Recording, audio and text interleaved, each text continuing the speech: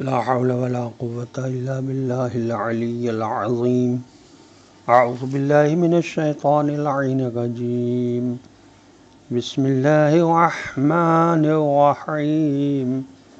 قالوا يا هود ما جئتنا ببينة وما نحن بتاركي آلهتنا عن قولك وما نحن لك بمؤمنين. اللهم صل على محمد وآل محمد وعجل فرجهم. السلام علیکم ورحمۃ اللہ وبرکاتہ۔ اللہ تبارک و تعالیٰ کا شکر ہے کہ سورہ مبارکہ ہود کی آیت نمبر 53 کی تلاوت کا شرف میں نے حاصل کیا، جس کا ترجمہ یہ کہ انہوں نے جواب دیا، اے ہود علیہ السلام، اول تو تم ہمارے پاس کوئی واضح دلیل لائے ہی نہیں ہو، اور اگر لائے بھی ہوتے تو بھی ہم تمہارے کہنے سے اپنے خداؤں کو تو چھوڑنے والے نہیں ہیں، اور نہ ہم تمہیں ماننے والے ہی ہیں۔ بینہ کا مطلب ہے واضح دلیل، مراد ہے دلیل عقلی۔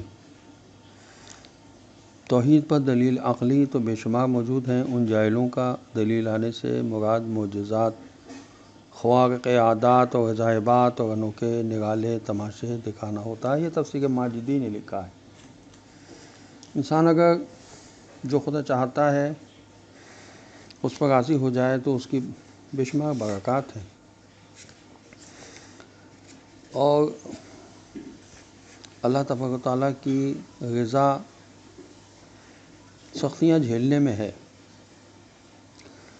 بیان الانوار کی جلد 82 صفحہ 134 پر ہے، موسیٰ علیہ السلام نے اس کے پروردگارا مجھے ایسا عمل بتائیے جسے انجام دے کر میں تیری رضا حاصل کر لوں۔ اللہ تبارک و تعالیٰ نے ان کی طرف وحی فرمائی، اے فرزند عمران، میری رضا تیرے سختیاں جھیلنے میں ہیں اور تو اس بات کی طاقت نہیں رکھتا۔ یہ سن کر حضرت موسیٰ علیہ السلام روتے ہوئے سجدے میں گر گئے اور اس کے پروردگارا، تو نے مجھے اپنے ساتھ باتیں کرنے کی خصوصیت عطا فرمائی ہے، جبکہ اس سے پہلے تو نے کسی بشر سے بات نہیں کی، لیکن تو نے مجھے وہ عمل نہیں بتایا جس سے میں تیری خوشنودی حاصل کر سکوں۔ اللہ تبارک و تعالیٰ نے وہی فرمائی، میری رضا اسی میں ہے کہ تو میری قضا پر راضی رہے۔ بیان الانوار کی جلد 82 صفحہ 143 پر لکھا ہے کہ حضرت موسیٰ علیہ السلام نے اپنے رب کی بارگاہ میں عرض کیا، پروردگارا، ایسے امر کی طرف میری رہنمائی فرما جس سے تو مجھ سے راضی رہے۔ اللہ تبارک و تعالیٰ نے وہی فرمائی، میری رضا میری رضا تمہارے ناپسندیدہ امور کو برداشت کرنے میں ہے اور تم اس کا حوصلہ نہیں رکھتے۔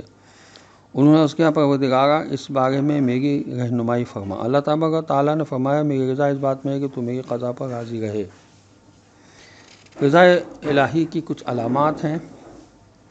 بیان الانوار کی 70 صفحہ 126 پر لکھا ہے، حضرت موسیٰ علیہ السلام نے بارگاہ عزتی میں عرض کیا، پروردگارا مجھے بندے سے اپنی رضا و خوشنودی کی علامت بتا۔ خداوند عالم نے ان کی طرف وحی فرمائی، جب تم دیکھو کہ میں اپنے بندے کو اپنی اطاعت کے لیے آمادہ کرتا ہوں اور اپنی نافرمانی سے روکتا ہوں تو اس سے سمجھ لو کہ اس میں میری رضا ہے۔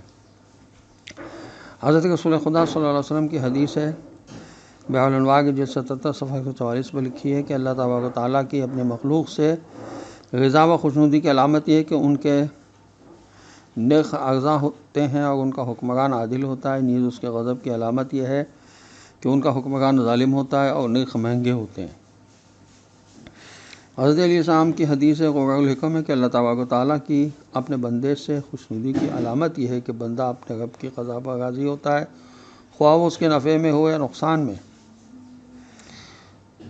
بیان الانوار کی 77 صفحہ 28 پر لکھا ہے کہ معراج میں جو گفتگو ہوئی، جو شخص تیری رضا پر عمل کرتا ہے، اللہ نے فرمایا اپنے حبیب سے کہ جو شخص میری رضا پر عمل کرتا ہے میں 3 چیزیں اس کے لیے لازم کر دیتا ہوں۔ نمبر 1، اسے شکر کی معرفت کراتا ہوں جس میں جہالت ملی ہوئی نہیں ہوتی۔ نمبر 2، اسے ذکر کی معرفت کراتا ہوں جس میں نسیان ملا ہوا نہیں ہوتا۔ نمبر 3، اسے محبت کی معرفت کراتا ہوں جس سے وہ میری محبت پر مخلوق کی محبت کو